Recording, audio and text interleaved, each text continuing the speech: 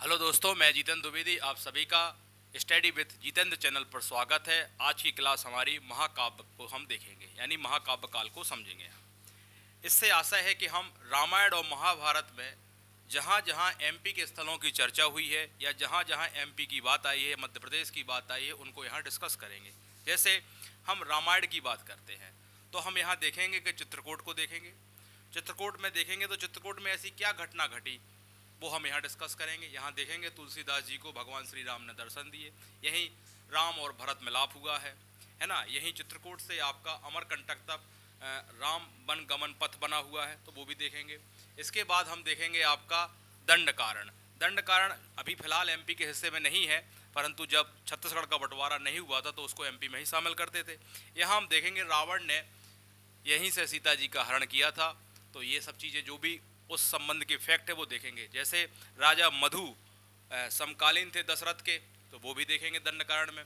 इसके बाद हम वाल्मीकि आश्रम है जैसे, तो तमसा नदी के तट पर है, यहीं सीता माँ ने लव कुश को जन्म दिया था, तो वो सब चीज़ सारी चीज़ें डिस्कस करेंगे। इसके साथ हम देखेंगे दक्षिणी कौशल में कुश का, दक्षिणी कौशल जो छत्तीसगढ़ का हिस्सा है, वहाँ आपके कुश ने राज्य किया है।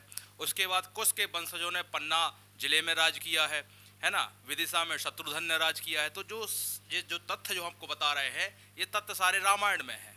अब रामायण में है और एमपी से संबंधित है, इसलिए हम उसको यहाँ डिस्कस करेंगे। जैसे आपकी सबरी माता जो है वो कोल जनजाति से संबंधित है, उन्होंने ही भगवान श्री राम को विंध्य क्षेत्र में जूठे बेर खिलाए थे, तो वो भी बात है और विंध्य प्रदेश की बात है, तो हम डिस्कस करेंगे। अब कुछ संदर्भ में ये देखेंगे रावण की मध्य प्रदेश में 3 जगह पूजा होती है, उन स्थलों पर चर्चा करेंगे, है ना। इसके बाद हम जब महाभारत पर बात करेंगे तो महाभारत में क्या हुआ था प्रमुखली, 2 युद्ध हुए थे। एक युद्ध हुआ था पांडवों और कौरवों की तरफ से, तो हम ये देखेंगे मध्य प्रदेश के कौन कौन से क्षेत्र के राजा पांडवों की तरफ से थे, कौन कौन से शासक कौरवों की तरफ से, तो ये भी डिस्कस करेंगे। इसके साथ साथ जब पांडवों को अज्ञातवास हुआ था, या 12 वर्ष वन में रहना और 1 वर्ष अज्ञातवास, यदि अज्ञातवास में पकड़े जाते हैं तो फिर से वही सजा हो जाती थी। तो जो अज्ञातवास में मध्य प्रदेश में वो कहाँ कहाँ रुके, जैसे भीमबेटका में रुके हैं, है ना। आपकी पांडव जलप्रपात है, पांडव गुफा है ना। यहाँ जहाँ रुके हैं उनको हम यहाँ डिस्कस करेंगे, ठीक है। तो वो हम सारी चीज़ें देखेंगे जो रामायण और महाभारत में मध्य प्रदेश से संबंधित है और एग्जाम के दृष्टिकोण से इम्पोर्टेंट है, समझे आप। तो अब महाकाव्य में डाला हेडिंग, इसके अंतर्गत हम क्या देखते हैं, लिखेंगे। अब हम नोट्स देते हैं और नोट्स के साथ जो भी चीज़ें बच गई होंगी उनको उसके साथ ही हम क्या करेंगे, डिस्कस करेंगे। तो लिखेंगे रामायण और महाभारत, रामायण और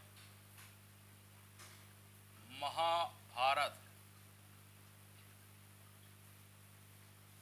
से संबंधित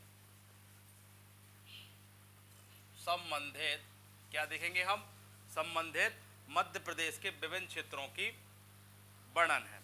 या रामायण और महाभारत में मध्य प्रदेश के, ऐसा लिखते हैं अपन, रामायण और महाभारत में मध्य प्रदेश से या मध्य प्रदेश के विभिन्न स्थलों का वर्णन है,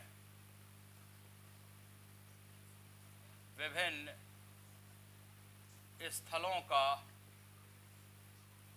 वर्णन है, ठीक है। अब इन्हीं को हम यहाँ देखेंगे। तो सबसे पहले हम रामायण वाले स्थलों की बात करें, यानी हम रामायण में जहाँ जहाँ मध्य प्रदेश की डिस्कस हुआ है उसको देखेंगे। इसके बाद फिर हम महाभारत को देखेंगे। तो रामायण को देखते हैं, ठीक है। अब रामायण वाले हिस्से में पहला जो स्थल हमें देखने को मिलता है वो चित्रकूट देखने को मिलता है। सतना जिले में आता है, मध्य प्रदेश और यूपी बॉर्डर पर देखने को मिलता है। बाकी चित्रकूट को हम एमपी में ही शामिल रखते हैं। किस जिले में है, सतना में है, ठीक है। अब यहाँ चित्रकूट में ऐसी क्या घटना घटी है जो एमपी से संबंधित है। तो आपको जानकारी है कि भगवान राम ने भगवान राम ने तुलसीदास जी को दर्शन दिए, यही दिए थे उन्होंने दर्शन दिए। ये सब आप रामचरितमानस वगैरह में सुनते ही रहते हैं। और भगवान राम भी यहाँ लगभग 12 वर्ष उन्होंने निवास किया है चित्रकूट में, तो वो भी आपको पता है फैक्ट के रूप में। और यहाँ क्या है जो एग्जाम के दृष्टिकोण से इंपॉर्टेंट, हम उसको ध्यान रखते हुए बता रहे हैं आपको। यहाँ भरत मिलाप या राम भरत मिलाप हुआ है, तो लिखेंगे यहीं पर राम और भरत का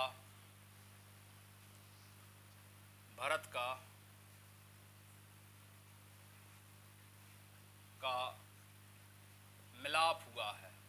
बाकी आपने कहानियाँ सुनी है कि वो जब मिलाप हुआ तो उस कर्ण इस दृश्य को देखकर एक पाषाण भी पिघल गया है। वो सारे स्थल आप चित्रकूट जब दर्शन करने जाते हैं तो देखने को मिलता है, तो उतना डिटेल हमें यहाँ नहीं देखना है, ठीक है।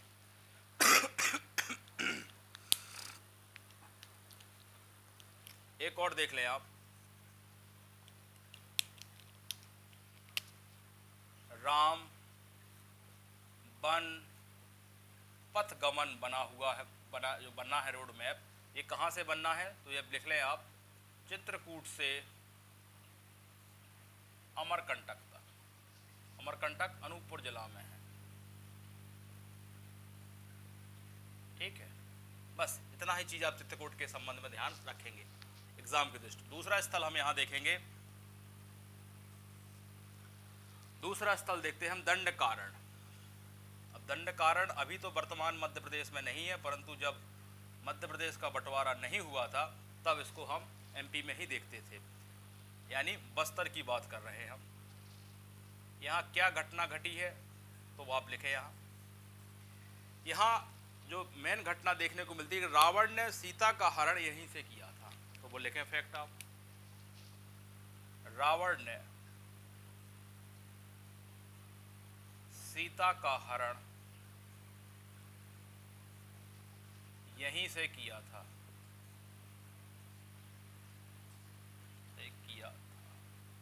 ठीक है। दूसरा फैक्ट लिखेंगे कि राजा मधु यहाँ के राजा थे इस क्षेत्र के और दशरथ के समकालीन थे, तो वो भी फैक्ट लिखेंगे आप।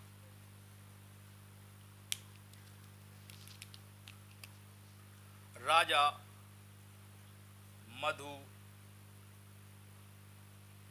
दशरथ के समकालीन थे,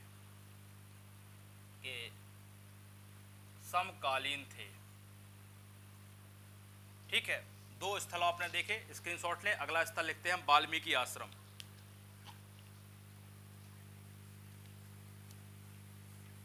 जब भी मेंस में इस तरीके से प्रश्न आता है तो आप इसको आराम से डील कर सकते हैं। इन सारी चीजों को 2-2, 3-3 फैक्ट के द्वारा आप इसको हल कर सकते हैं।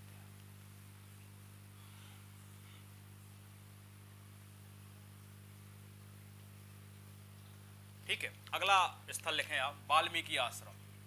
ये भी इंपॉर्टेंट है, ये मैहर में पड़ता है आपका। वाल्मीकि आश्रम कहाँ है, इसका एड्रेस जो देखेंगे वो हम आपको तमसा नदी या टॉन्स नदी बताएंगे। टॉन्स नदी, इसी को हम तमसा नदी भी कहते हैं। अब यहाँ क्या घटना घटी प्रमुख, उसको ध्यान रखेंगे। तो यही माता सीता ने लव कुश को जन्म दिया था, ये बड़ा इंपॉर्टेंट फैक्ट है। लिखेंगे माता सीता ने यहीं पर लव कुश को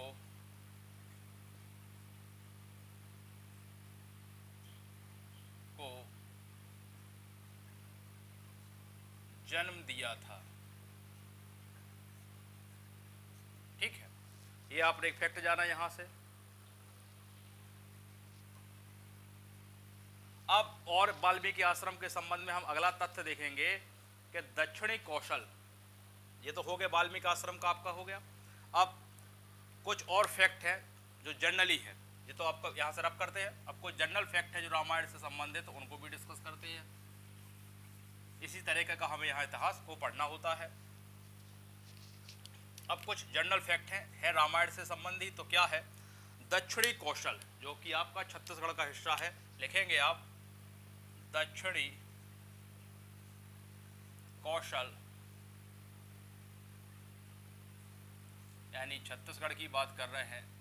यहाँ पर कुश ने राज्य किया था, पर कुश ने शासन किया था, पर कुश ने शासन किया था।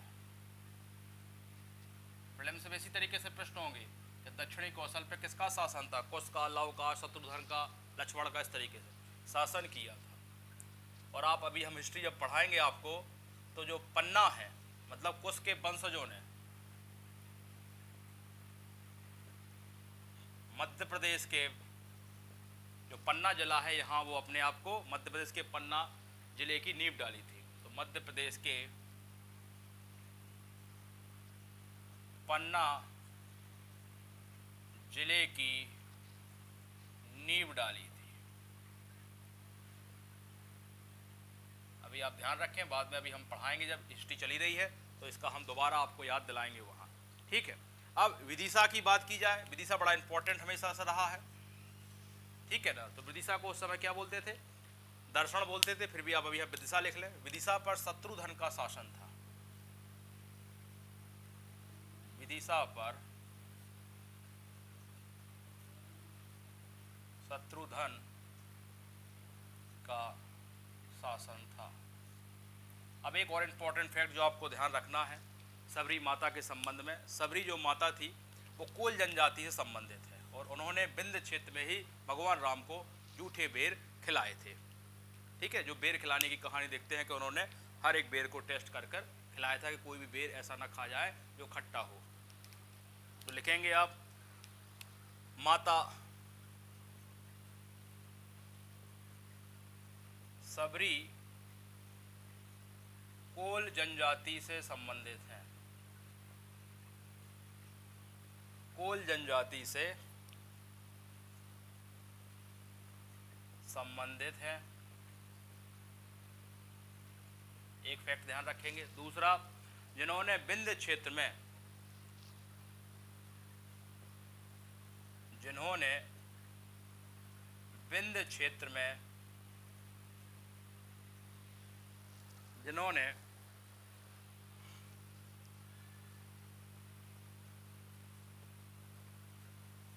विंध्य क्षेत्र में भगवान राम को बेर खिलाए। ये सारी आपने कहानियां सुनी है आपने सारी, ठीक है। अब एक तथ्य और लिखेंगे, मध्य प्रदेश में रावण की पूजा 3 जगह होती है। तो ये बिल्कुल प्रीलिम्स में क्वेश्चन बन सकता है, तो इसको भी हम यहाँ लिखेंगे। पहले तो आप हेडिंग डालेंगे। सब हम रामायण से संबंधित चीजें बता रहे हैं, मध्य प्रदेश से संबंधित, जो एग्जाम के दृष्टिकोण से इंपॉर्टेंट है।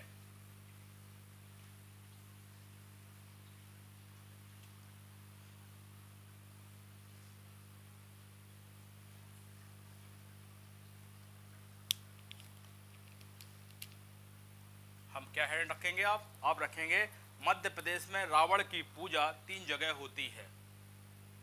मध्य प्रदेश में रावण की पूजा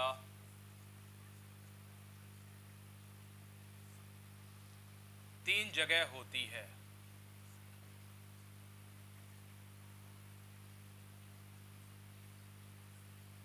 ठीक है। अब हम 3 स्थलों के नाम लिखेंगे, ठीक है ना, जहां जहां वो पूजा होती है। तो पहले लिखेंगे भातखेड़ी। भातखेड़ी कहाँ, किस जिले की बात हो रही है, शाजापुर जिले की डिस्ट्रिक्ट की बात हो रही है। तो लिखेंगे आप शाजापुर। ये प्रीलिम्स में इस तरीके के क्वेश्चन बन सकते हैं, ठीक है। दूसरा जगह देखेंगे आप, वो जगह है रावण रुंदी, रावण रुंदी, रावण रुंदी गांव, बड़ा इंपॉर्टेंट है, मंदसौर में ध्यान है, ये ध्यान रखेंगे, मंदसौर डिस्ट्रिक्ट में है। और एक सिंपल है रावण गांव, जो कि विदिशा में है, रावण गांव। तो ये हुआ आपका मंदसौर में, और ये हुआ आपका विदिशा में। ठीक है, अब ये आपने यहाँ देखा है। अब हम महाभारत युद्ध की बात करते हैं। रामायण से संबंधित हमें जितने फैक्ट देखना थे हमने देखे, यहाँ चित्रकूट से संबंधित देखे, हमने दंडकारण से देखे, हमें वाल्मीकि आश्रम से देखे, हमने दक्षिण कौशल की बात की, हमने विदिशा की बात की, और हमने इसके साथ साथ माता सबरी की भी बात की। ठीक है, अब महाभारत से संबंधित मध्य प्रदेश से जो जगह हैं उनकी बारे में बात करेंगे, या जो भी महाभारत में मध्य प्रदेश से संबंधित डिस्कशन है उसको देखेंगे। तो आप हेडिंग डाल लें महाभारत युद्ध। महाभारत युद्ध, इसमें हमें यह देखना है कि मध्य प्रदेश के कौन से क्षेत्र पांडवों के तरफ थे और कौन से क्षेत्र कौरवों के साइड से युद्ध में भाग लिया था। समझ गए ना? तो लिखेंगे मध्य प्रदेश के अनेक राज्यों ने हिस्सा लिया था। पहला ही तथ्य लिखेंगे, मध्य प्रदेश के अनेक राज्यों ने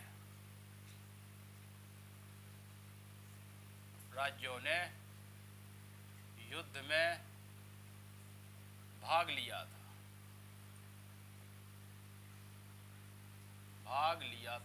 ठीक है, तो हम इस तरीके से इसको लिखते हैं कि ताकि आपको कंफ्यूजन ना हो। तो लिखेंगे, पहला लिखेंगे हम पांडवों की ओर से, तो ज्यादा अच्छे से स्पष्ट होगा आपको। पांडवों की ओर से,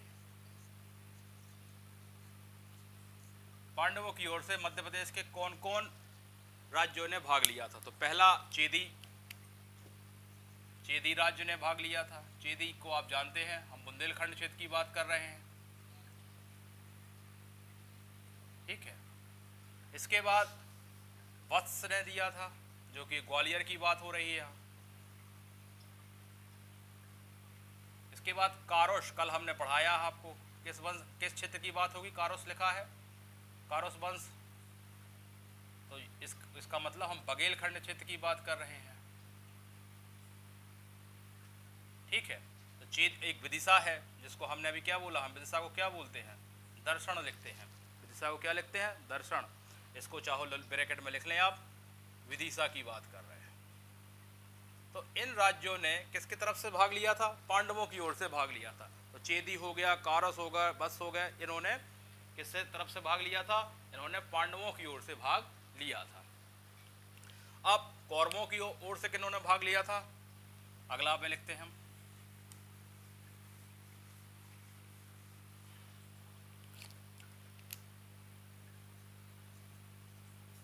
कौरवों की ओर से, वैसे यही सारी चीजें आपको प्रीलिम्स में आती है क्वेश्चन के रूप में। तो यहां से महेशमती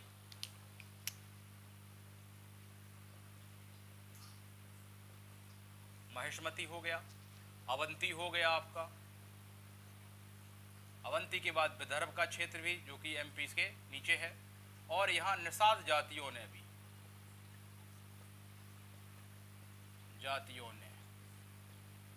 तो ये इन सारे राज्यों ने किसकी तरफ से युद्ध में भाग लिया था, इन सारे राज्यों ने कौरवों की ओर से युद्ध में भाग लिया था। अब हम एक दंतबक दैत्य था, उसकी कहानी आपको बताते हैं, इसी महाभारत से संबंधित है, जिसके नाम पर दतिया शहर का नाम पड़ा है।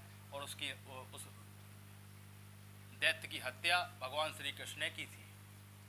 तो उससे जहाँ की थी हत्या, वहाँ ग्वालियर पहाड़ियों पर की थी, जिसको उन्होंने गोपालगिरी बोला है। तो उस पर भी हम यहाँ लिख ले रहे, हेड डाल देते दंतबक।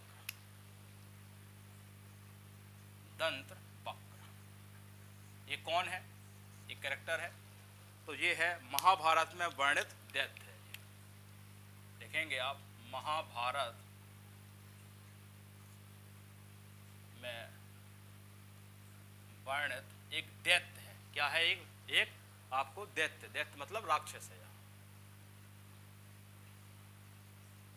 ऑब्लिक में राक्षस लिख ले आप। अब इस दंतबक के नाम पर ही दतिया शहर का नाम पड़ा है। तो ये बड़ा इंपॉर्टेंट है, कभी भी आ सकता है। दतिया का नामकरण हुआ, ठीक है।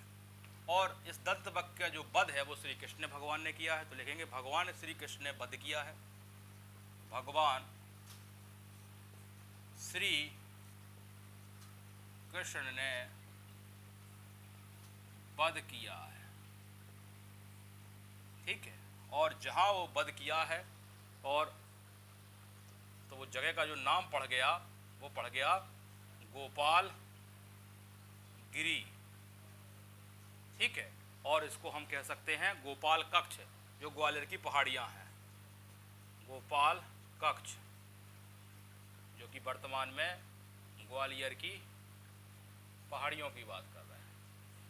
अब हमें एक तथ्य और दिखना है इसमें से महाभारत संबंध में कि जब पांडवों का अज्ञातवास हुआ या उनको 12 वर्ष और 1 वर्ष अज्ञातवास के रूप में गुजारना थे, तो उन्होंने अज्ञातवास के समय मध्य प्रदेश के किन किन स्थलों पर रुके हैं वो, तो ये भी आपसे एग्जाम में पूछा जा सकता है। जैसे भीमबेटका में रुके हैं, आपके पांडव जलप्रपात, पांडव गुफा है ना, विराट नगरी, इन सब के बारे में हम आप डिस्कस करेंगे। तो आप हेडिंग डालेंगे पांडवों के वनवास से संबंधित मध्य प्रदेश के स्थल।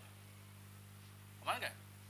यही है आपका महाकाव्य के अंतर्गत हमें रामायण और महाभारत से संबंधित वो स्थल या वो तथ्य देखने थे जो एमपी से संबंधित हैं। ठीक है ना, बड़ा सरल सा टॉपिक था। क्या हेडिंग डालेंगे हम यहां? हम डालेंगे पांडवों के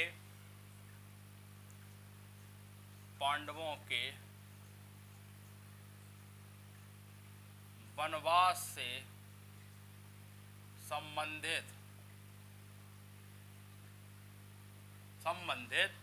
मध्य प्रदेश के स्थल, मध्य प्रदेश के स्थल।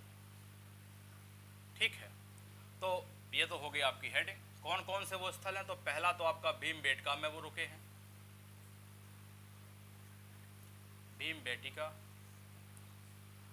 भीमबेटका किस जिले में है? तो आपको कई बार हम बता चुके हैं, यहां से रायसेन जिले में है।